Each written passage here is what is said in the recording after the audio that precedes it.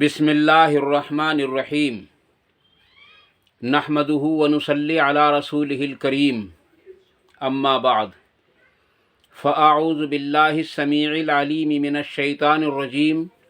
بسم اللہ الرحمن الرحیم قال اللہ تبارک و تعالی فی کتاب الکریم ان اللہ وملائکتہ یصلون علی النبی یا ایہا الذین آمنوا صلوا علیہ وسلموا تسلیما اللہم صلی علی محمد وعلی آل محمد کما صلیت علی ابراہیم وعلی آل ابراہیم انک حمید مجید اللہم بارک علی محمد وعلی آل محمد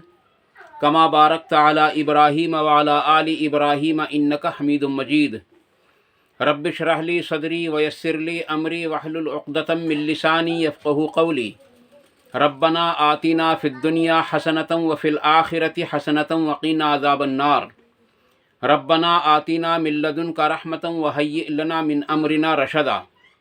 لا الہ الا انت سبحانک انی کنت من الظالمین حسبنا اللہ ونعم الوکیل یا حی یا قیوم برحمتک استغیث لا حول ولا قوة الا باللہ العلی العظیم۔ ایک سوال لکھ کر بھیجا ہے کہ ہم نے ایک قرآن کریم کے اندر سورت پڑھی ہے جس کو سورہ فیل کے نام سے یاد کیا جاتا ہے اور اس کا نام سورہ فیل ہے قرآن کریم کے اندر۔ عزیز دوستو، یہ سوال پوچھتے ہیں کہ اس کے اندر ایک تو فیل اور ابابیل دو چیزوں کا ذکر ہے، اس میں اللہ تبارک و تعالیٰ نے کس چیز کو ذکر کیا ہے، یہ کیا چیز ہے؟ عزیز دوستو، واضح رہے کہ یہ قرآن کریم کی تقریباً 104 نمبر صورت ہے یا 3 نمبر صورت ہے، لگ بھگ قریب اتنی ہی بیٹھے گی، کیونکہ اس کے آگے 9 صورتیں باقی رہ جاتی ہیں، کیونکہ پورے قرآن کے اندر 14 صورتیں ہیں، 114، تو یہ 103 یا 104 نمبر بیٹھتی ہے تقریباً، اس کے آگے 9 صورتیں باقی رہ جاتی ہیں اس لحاظ سے، کیونکہ میں نے حساب جوڑ کر نہیں بتلا رہا ہوں، میں آپ کو ایک اندازہ بتلا رہا ہوں۔ اگرچہ اللہ تبارک تعالیٰ نے قرآن کریم کے اندر ہر صورت کے اندر، ہر آیت کے اندر انسانوں کی ہدایت اور فلاح اور اس کی کامیابی کو رکھا ہے، جیسا کہ قرآن کریم کے اندر اللہ تبارک تعالیٰ ارشاد فرماتا ہے کہ قرآن کریم شفا ہے اقرار کرنے والوں کے لیے اور خسارہ اور ٹوٹا ہے انکار کرنے والوں کے لیے۔ تو اس قرآن کریم کو جو لوگ سمجھ کر پڑھتے ہیں، جو لوگ اس کو سمجھ کر پڑھ کر اس پر عمل کرتے ہیں، ان کے لیے یہ شفا ہے، اور جو لوگ اس کو نہیں پڑھتے یا سمجھ کر نہیں پڑھتے یا سمجھ کر پڑھ لیتے ہیں اور اس پر عمل نہیں کرتے، تو ان لوگوں کے لیے یہ خسارہ بھی بن جائے گا۔ اس لیے عزیز دوستو، اس قرآن کریم کو سمجھنا اور اس پر عمل کرنا یہ ہمارے لیے نہایت ضروری ہے، کیونکہ یہ قرآن کوئی معمولی کتاب نہیں ہے، بلکہ اللہ تبارک و تعالیٰ کے احکامات اس کتاب کے اندر موجود ہیں۔ اس لیے عزیز دوستو، اس کو سمجھیں، اس کو پڑھیں، سمجھیں اور اس پر عمل کریں۔ تو کیونکہ گزشتہ زمانوں میں جو بادشاہ ہوا کرتے تھے، نبی اکرم صلی اللہ علیہ وسلم کی ولادت سے پہلے کے جو بادشاہ ہوا کرتے تھے، وہ اکثر و بیشتر اور زیادہ تر تعداد کے اندر جو غیر ایمان والے ہوتے تھے، اللہ تبارک تعالیٰ کی ذات کا انکار کرنے والے ہوتے تھے، ان کا رویہ یہ ہوتا تھا کہ وہ خدا یعنی الہ ہونے کا بھی دعویٰ کرتے تھے، جیسا کہ قرآن کریم سے ہم سب کو پتہ چلتا ہے کہ حضرت ابراہیم علیہ السلام کے زمانے میں جو ہے نمرود نے خدائی کا دعویٰ کیا، موسیٰ علیہ السلام کے زمانے میں فرعون نے خدائی کا دعویٰ کیا۔ اسی طریقے سے میں نے آپ کے سامنے ایک مختصر سا واقعہ پیش کیا تھا اصحاب کہف کا۔ اس وقت کے یعنی اصحاب کہف کا جو زمانہ تھا، اس وقت کا جو بادشاہ تھا دقیانوس، اس نے بھی خدائی کا دعویٰ کیا تھا۔ اسی طریقے سے نبی اکرم صلی اللہ علیہ وسلم کی ولادت سے کچھ دنوں پہلے کا واقعہ ہے کہ 2 بادشاہوں میں آپس میں لڑائی ہو گئی۔ ان میں ایک ابرہہ نامی تھا اور دوسرے کا نام میرے ذہن سے اس وقت نکل گیا ہے کسی وجہ سے۔ عزیز دوستو، دونوں کی فوجیں آمنے سامنے تھیں، جب دونوں کی فوجیں آمنے سامنے تھیں تو پھر ان دونوں بادشاہوں کو خیال ہوا کہ ہم پبلک کو مروانے سے بہتر یہ ہے کہ ہم دونوں ہی آپس میں لڑیں، اور جو قاتل ہوگا وہ حکومت کرے گا اور جو مقتول ہوگا وہ قتل ہو ہی جائے گا۔ چنانچہ انہوں نے یہ بات طے کر کے دونوں آپس میں لڑے، اور لڑ کر کے ابرہہ نے اس دوسرے بادشاہ کو، جس کا میرے ذہن میں نام نہیں ہے، اس کو قتل کر دیا۔ کل ملا کر کے بات یہ ہے، اگرچہ ابرہہ اشرم کو بھی اس میں بہت زبردست ضرب کاری لگی تھی، لیکن عزیز دوستو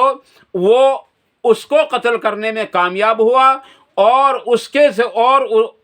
کا جو زخم ہو گیا تھا اس کا بھی علاج کرایا، اور اس کے بعد وہ ٹھیک بھی ہو گیا۔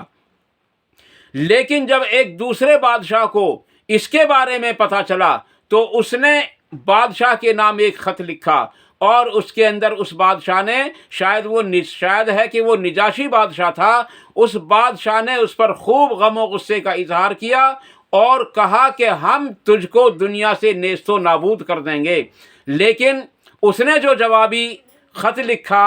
یعنی ابرہہ اشرم نے جو جوابی خط لکھا تھا، وہ یمن کا بادشاہ تھا، اس نے اس کے لیے اس نے اس سے معذرت کی، معافی مانگی، تو اس نے اس کو معاف بھی کر دیا، اور معاف کرنے کے بعد میں اس کو وہیں کا بادشاہ قرار دیا۔ اس کے بعد میں اس ابرہہ اشرم نے اس دوسرے بادشاہ کے لیے ایک بہت بڑا کلیسا بنوایا، اور لوگوں کو عام طور پر حکم دیا تھا کہ اس کلیسا کے پاس آئیں اور یہاں آ کر کے حج کریں، کیونکہ آل اسماعیل کی جو عبادت گاہ تھی وہ خانہ کعبہ تھا، اور وہ پوری دنیا کا مرکز تھا، جیسا کہ آج بھی پوری دنیا کا مرکز ہے۔ اس لیے اس نے اس کو ختم کرنے کے لیے اپنے یہاں ایک کلیسا بنایا، لیکن کیونکہ حضرت ابراہیم علیہ السلام کے زمانے سے لے کر اور حضور اکرم صلی اللہ علیہ وسلم تک، بلکہ آج تک بھی حج کے لیے اسی جگہ پر جاتے ہیں، یعنی بیت اللہ پر جاتے ہیں، اس لیے اس زمانے کے لوگ بھی بیت اللہ پر حج کرنے کے لیے جاتے تھے۔ اب کسی نے اس کو یہ طریقہ بتلا دیا بادشاہ کو کہ جب تک تم حجر اسود کو یہاں نہیں لے کر کے آؤ گے، اس وقت تک تمہارا یہ کلیسا اس دنیا کے اندر عزت نہیں پا سکتا۔ ایک وجہ تو یہ بیان کی جاتی ہے، دوسری وجہ یہ بیان کی جاتی ہے کہ جب یہ کلیسا بن کر تیار ہوا تو مکے کے لوگوں میں سے کسی آدمی نے اس کے کلیسا میں جا کر جو ہے رفع حاجت کی، اور راتوں رات وہاں سے وہ نکل آیا اور فرار ہونے میں کامیاب بھی ہو گیا۔ ایک تیسری وجہ یہ بھی ملتی ہے کہ اس کلیسا کے اندر ان لوگوں نے آگ لگا دی تھی، اور تمام کا تمام کلیسا جل کر ڈھیر ہو گیا تھا۔ اب ابرہہ اشرم کو، کیونکہ اس نے بنوایا تھا، اس کا جان، اس کا مال، اس کا وقت اس پر لگا ہوا تھا، اس لیے عزیز دوستو اس کو بے حد غصہ آیا، اور اس نے ایک بہت بڑی فوج کو اکٹھا کیا، جس کو ہاتھیوں کی فوج کہتے ہیں، اور وہ ہاتھیوں کی فوج میں ایک ہاتھی تھا جس کا رنگ سفید تھا، اور اس ہاتھی کا نام محمود رکھا ہوا تھا۔ عزیز دوستو یہ تقریباً 12 یا 8 یا 9 یا 12 یا 13 ہاتھی تھے تقریباً، اور عرب کے رہنے والوں نے ہاتھی کبھی دیکھے ہی نہیں تھے، اس لیے وہ عرب کے رہنے والے ان سے خائف ہو گئے تھے۔ اس سے پہلے کے یعنی مکے میں پہنچنے سے پہلے انہوں نے کئی مقامات پر حملے کر کے ان کو نیست و نابود کر دیا تھا، اور وہ اس لیے کیا تھا تاکہ ہمارے سامنے، ہمارے آگے کوئی فوج رکاوٹ نہ بن سکے، یہاں تک کہ وہ طائف میں پہنچے، اور طائف والوں نے اس بادشاہ سے جو ہے امن کی درخواست کی، اور اس بادشاہ نے ان کی درخواست کو منظور کر لیا، یہاں تک کہ وہ مکے کی جو ہے سرحد میں پہنچ گئے، اور انہوں نے حملہ کر کے چراگاہوں پر سے جو ہے چھاپا مار کر بے شمار مویشیوں کو اپنے قبضے میں لے لیا، جن میں تقریباً 200 اونٹ عبد المطلب کے بھی تھے، اور یہ عبد المطلب حضور اکرم صلی اللہ علیہ وسلم کے چچا تھے۔ وہ عبد المطلب نہیں، ابو طالب تھے۔ یہ ابو طالب حضور اکرم صلی اللہ علیہ وسلم یہ عبد المطلب ہی تھے عزیز دوستو، یہ حضور اکرم صلی اللہ علیہ وسلم کے دادا تھے، اور انہوں نے جب ان کو پتہ چلا کہ ابرہہ اشرم نے یعنی ہمارے اونٹوں کو اپنے یہاں اپنے قبضے میں لے لیا ہے، تو ایک روایت تو یہ بھی ملتی ہے کہ ابرہہ اشرم نے مکے کے اندر اپنے کسی آدمی کو بھیجا کہ یہاں کا جو معجز آدمی ہے اس کو بلا کر لاؤ تاکہ ہم اس سے بات چیت کر لیں کہ ہم خانہ کعبے کو نعوذ باللہ شہید کرنے کے لیے یہاں تک آئے ہیں۔ عزیز دوستو، اس کے بعد کیا ہوا؟ بعض کہتے ہیں کہ عبد المطلب خود وہاں گئے تھے کہ میں اپنے اونٹوں کو جو ہے لے کر کے آؤں، چنانچہ وہ آدمی آیا اور اسی آدمی کے ساتھ عبد المطلب بھی ابرہہ کے پاس پہنچے۔ عبد المطلب کا جو چہرہ تھا وہ بہت زیادہ چمکدار تھا، بہت زیادہ چمکدار تھا، اس لیے ابرہہ اشرم نے اپنی سیٹ کو چھوڑ کر کے عبد المطلب کے ساتھ زمین پر یعنی فرش پر بیٹھ گیا اور ان سے جو ہے کچھ بات چیت کرنا شروع کی، اور عبد المطلب نے کہا کہ میں اس لیے یہاں آیا ہوں کہ تمہارے نوکر جو ہیں ہمارے 200 اونٹ لے کر کے آ گئے ہیں تاکہ تم ان کو لوٹا دو۔ ابھی تک تو عبد المطلب کی عظمت اس کے دل میں تھی، لیکن جیسے ہی اس نے 200 اونٹوں کا ذکر کیا تو عبد المطلب کی عظمت اس کے دل سے نکل گئی، اور اس نے کہا کہ تم نے ایسا سوال کیا ہے جس کی کوئی حقیقت نہیں، حالانکہ تمہیں خوب معلوم ہے کہ میں خانہ کعبے کو جو ہے زمین سے نیست و نابود کرنے کے لیے آیا ہوں، لیکن تم نے جو ہے خانہ کعبے کی فکر نہ کر کے اپنے اونٹوں کی فکر کی ہے۔ تو عبد المطلب نے اس کے جواب میں یہ کہا کہ وہ جو اونٹ ہیں وہ میرا مال ہے، اس لیے مجھے ان کی فکر ہے، اور یہ جو گھر ہے یہ اللہ کا گھر ہے، اس کی فکر اللہ کو ہے، وہ اپنے آپ اس کی جو ہے فکر کرے گا۔ چنانچہ شرمندہ ہوا ابرہہ اور 200 اونٹ ان کے لوٹا دیے، اور لوٹانے کے بعد میں جو ہے ابرہہ اشرم نے فوج کو حکم دیا کہ وہ آگے بڑھیں اور آگے بڑھ کر کے خانہ کعبے کو ڈھا دیں اور خانہ کعبے کو نیست و نابود کر دیں۔ ادھر عبد المطلب نے اللہ تبارک و تعالیٰ سے دعائیں کیں۔ لائٹ کو جلا دیجیے بڑی والی کو اوپر کے پلک میں لگا کے۔ عزیز دوستو، اللہ تبارک تعالیٰ سے دعائیں کیں اور دعا کر کے اٹھے، اور تمام بستی والوں کو یعنی مکے کے تمام لوگوں کو کہا کہ تم پہاڑوں میں چلے جاؤ اور تم اللہ تبارک تعالیٰ کی وہ پہاڑوں میں جا کر کے وہاں پناہ لے لو، کیونکہ اس فوج سے بچنا بہت مشکل ہے۔ لیکن عزیز دوستو، جب یہ فوج وہاں یعنی خانہ کعبے کی طرف کو چلی ہے تو تمام مکے کے لوگ پہاڑوں پر چڑھے ہوئے ہیں اور سب کے سب دیکھ رہے ہیں کس طریقے سے کیا ہو رہا ہے۔ اچانک عبد المطلب نے سوچا کہ میں خانہ کعبے کے لیے شہید ہو جاؤں۔ ابھی انہوں نے وہاں سے اٹھ کر چلنے کا ارادہ ہی کیا تھا، اٹھے بھی نہیں تھے کہ اچانک ایک بادل زبردست نظر آیا، اور وہ بادل ایسا بادل تھا کہ تھوڑی ہی دیر کے اندر سورج غائب ہو گیا اسی بادل کے اندر۔ عبد المطلب ٹھہر گئے، شاید کوئی عجیب بات ہونے والی ہے، اور عزیز دوستو بات بھی عجیب ہی ہونے والی تھی۔ چنانچہ آپ دیکھ رہے ہیں حیرت سے، اور وہ تمام کا تمام مکہ مکرمہ جو ہے وہ ایک بادل نے اس کو ڈھانپ لیا۔ اور وہ بادل کیا تھا؟ وہ چھوٹی چھوٹی چڑیاں تھیں، ننھی منھی چڑیاں تھیں، اور وہ چڑیوں کے پاس کیا تھا؟ کوئی جو ہے تیر نہیں تھا، کوئی تلوار نہیں تھی، کوئی بم نہیں تھا، کوئی کچھ نہیں تھا، بلکہ صرف کیا تھا؟ 3 کنکریاں لے کر کے وہ چڑیا آئی تھیں۔ ایک کنکر ان کی چونچ میں اور 2 کنکر ان کے پنجوں میں تھے۔ عزیز دوستو، ایک چڑیا کتنا وزن اٹھا سکتی ہے، لیکن اللہ تبارک و تعالیٰ نے ان کے اندر ایسی طاقت دے دی، اور یہ ایسا معجزہ تھا اللہ تبارک و تعالیٰ کی طرف سے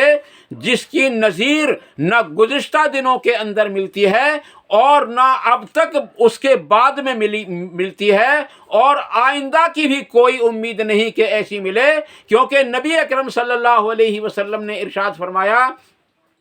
ایک پتلی ٹانگوں والا ایک آدمی ایسا پیدا ہوگا جو خانہ کعبے کی اینٹ سے اینٹ بجا دے گا، یعنی بالکل ختم کر دے گا، تو اس وقت بھی ایسا نہیں ہو پائے گا جیسا کہ اللہ تبارک تعالیٰ نے اس وقت کر کے دکھایا تھا۔ چنانچہ لکھا ہے کہ جب وہ ہاتھی آگے بڑھ رہے تھے تو سب سے پہلا معجزہ یہ ہوا کہ ہاتھی رک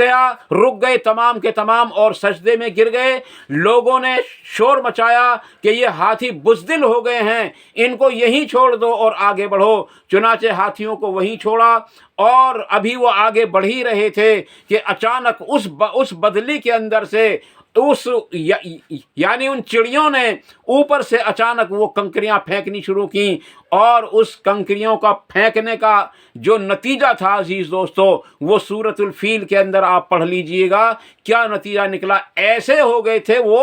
ہاتھی بھی اور ہاتھی ہانکنے والے بھی اور ان کے فوجی بھی، ان کے سپاہ بھی، تمام کے تمام وہ ایسے ہو گئے جیسے کہ کھایا ہوا بھس ہوتا ہے یا دھنی ہوئی روئی ہوتی ہے، وہ سب کے سب ایسے ہو گئے تھے۔ عزیز دوستو،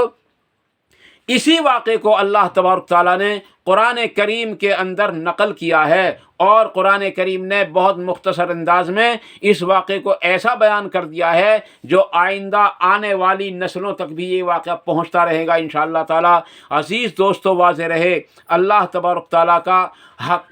یعنی اللہ تبارک تعالیٰ نے قرآن کریم کے اندر ہر ایمان والے کے لیے شفا رکھی ہے جو اس پر ایمان رکھتا ہو، اور جو اس پر ایمان نہ رکھتا ہو ہر ایک کے لیے اس کے اندر خسارہ ہے اگر اس پر ایمان نہ لایا، جب تک وہ اس پر ایمان نہ لے آئے۔ تو عزیز دوستو، یہ ہے وہ واقعہ جو میں نے آپ کے سامنے مختصر انداز میں آپ کے سامنے رکھ دیا ہے۔ اللہ تبارک و تعالیٰ سے دعا ہے کہ اللہ تعالیٰ ہم سب کو ان مختصر سی باتوں پر عمل کرنے کی توفیق عطا فرمائے۔ غلط بات جو نکل گئی ہو اس کو ہمارے ذہنوں سے نکال دے، اور جو صحیح بات نکلی ہو ہمارے دلوں کے اندر اس کو ان سب باتوں کو راسخ فرمائے، اور ان پر عمل کرنا آسان بھی فرمائے، ان پر عمل کرنے کی توفیق بھی عطا فرمائے، اور ان پر عمل کرنے کے موقع بھی عطا فرمائے، اور ان پر عمل کرنا ہم سب کے لیے مکمل طریقے سے آسان فرمائے۔ وآخر دعوانا ان الحمد للہ رب العالمین۔ سبحان ربک رب العزت عما یصفون وسلام علی المرسلین والحمد للہ رب العالمین برحمتک یا ارحم الراحمین، والسلام علیکم ورحمۃ اللہ تبارک و تعالی وبرکاتہ۔